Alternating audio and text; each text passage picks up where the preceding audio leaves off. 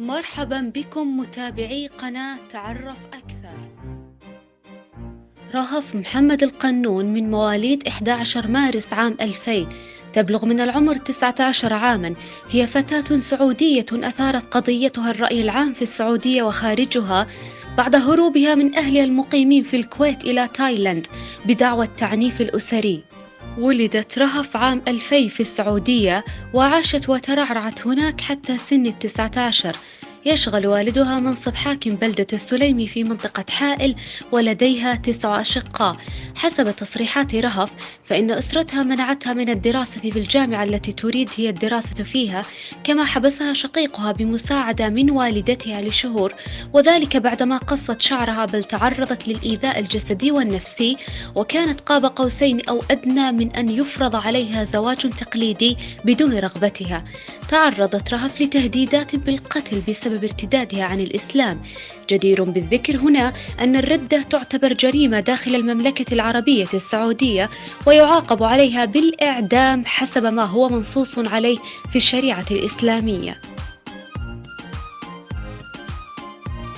تعود القصة للسابع من يناير كانون الثاني عام 2019، حينما فتحت رهف حسابا لها على موقع التدوين المصغر تويتر، وطلبت مساعدة النشطاء في مجال حقوق الإنسان وباقي الفاعلين في المجتمع المدني بشكل عام.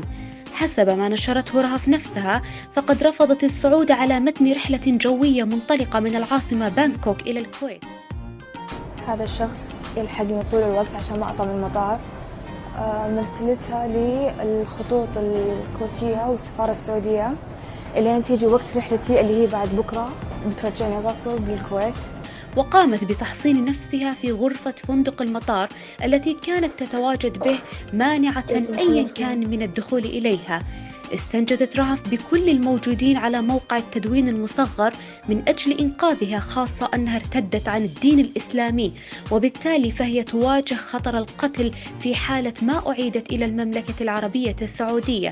أثناء ذلك برزت الحقوقية المصرية منى الطحاوي التي تبنت استغاثة رهف، فعملت على مساعدتها في التواصل معها من خلال إيصال صوتها لباقي المنظمات الحقوقية العالمية، بما في ذلك هيئة الأمم المتحدة. في البداية قامت رهف بنشر تسجيل مصور على موقع تويتر تطلب فيه المساعدة واللجوء والحماية، وتؤكد على وجودها في تايلاند، ثم نشرت تسجيلا آخر تقول فيه: سيقتلونني، حياتي في خطر، عائلتي تهدد بقتلي على أبسط الأشياء. كان من المفترض أن يتم ترحيل القنون على متن الخطوط الكويتية إلى الكويت مجددا، إلا أن الطائرة التي كانت من المفترض أن تقلها أقلعت في الوقت الذي ظلت فيه رهف متحصنة داخل غرفة الفندق. بعد عدة ساعات من الشد والجذب، تدخلت المفوضية العليا لشؤون اللاجئين على الخط، واعتبرت الشابة رهف الهاربة من أسرتها من المملكة العربية السعودية لاجئة، وطلبت من أستراليا منحها حق اللجوء. في السياق ذاته أعلنت وزارة الداخلية الأسترالية أنها ستدرس ملفها مثل ما تفعل عادة مع الملفات التي تتلقاها من المفوضية العليا للاجئين. في المقابل نشرت وزارة الخارجية السعودية بيانا قالت فيه إن رهف لا يوجد لديها حجز عودة، مما يتطلب ترحيل السلطات التايلاندية لها. أما عبد الإله الشعيبي القائم بأعمال السفارة في بانكوك فقد قال أن الفتاة استغلت وجودها مع والدها في الكويت وهربت، مبينا أن والدها الذي يقيم ما بين الكويت وحائل هو الذي قدم بلاغا بهروبها. ونفى الشعيبي سحب السفارة جواز سفرها، قائلا: لم يلتقها أحد من الدبلوماسيين، لأنها موقوفة في منطقة بالمطار يحظر فيها وصول الدبلوماسيين، والسلطات التايلاندية هي التي سحبت جواز سفرها لمخالفتها الأنظمة. وفي فيديو جديد تم تداوله بكثرة على مواقع التواصل الاجتماعي، ظهر الشعيبي أثناء محادثاته مع بعض المسؤولين التايلانديين حول مصير الفتاة السعودية الهاربة رهف القنون، وهو يقول: كان الأحرى بهم أن يسحبوا جوالها بدلا من جواز سفرها. لقد استخدمت هاتفها لفتح حساب على تويتر وكسب عشرات آلاف الصداقات، مما أعطى قضيتها صدى دوليا واسعا. أعلنت دولة كندا في 12 من يناير كانون الثاني من عام 2019 قبول طلب لجوء رهف، حيث ظهر رئيس الوزراء الكندي جاستن ترودو في فيديو قال فيه: عرف عن كندا وقوفها إلى جانب حقوق الإنسان وحقوق المرأة حول العالم، لذا عندما طلبت الأمم المتحدة من كندا منح اللجوء لرهف القنون وافقنا على الطلب. وفي وقت لاحق من ذاك اليوم وصلت القنون إلى مطار تورنتو، وكان في استقبالها وزيرة الخارجية الكندية كريستيا فريلاند، التي وصفتها بأنها مواطنة كندية جديدة وهي شجاعة للغاية. كما أكدت في ذات السياق على أن رهف متعبة جراء المحنة التي مرت بها وبسبب رحلتها الطويلة، لذا فلن تدلي بأي تصريح في الوقت الحالي.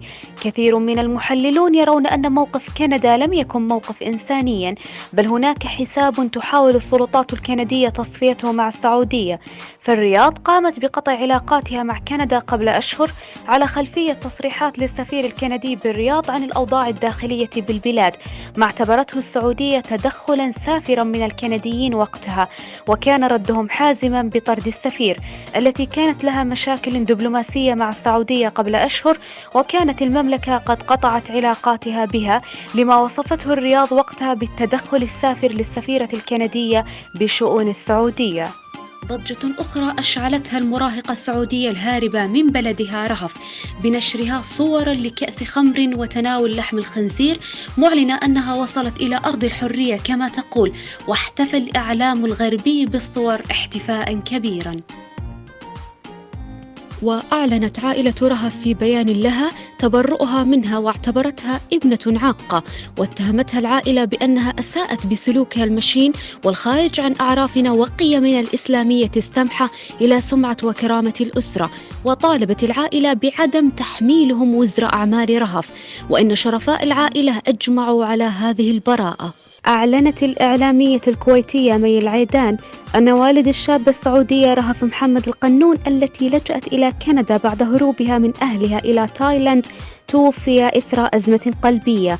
وانتقدت العيدان بعبارة لاذعة الشابة السعودية التي أثارت جدلا واسعا، وكتبت في تعليقها على الخبر عبر إنستغرام: وفاة والد رهف القنون على إثر أزمة قلبية ألمت به في أحد المستشفيات بالمملكة العربية السعودية، يا ويلك من الله قهرتي أبوك. فيما أكد حساب موجز الأخبار على تويتر أن الخبر غير صحيح، وقال الأستاذ محمد القنون حي يرزق.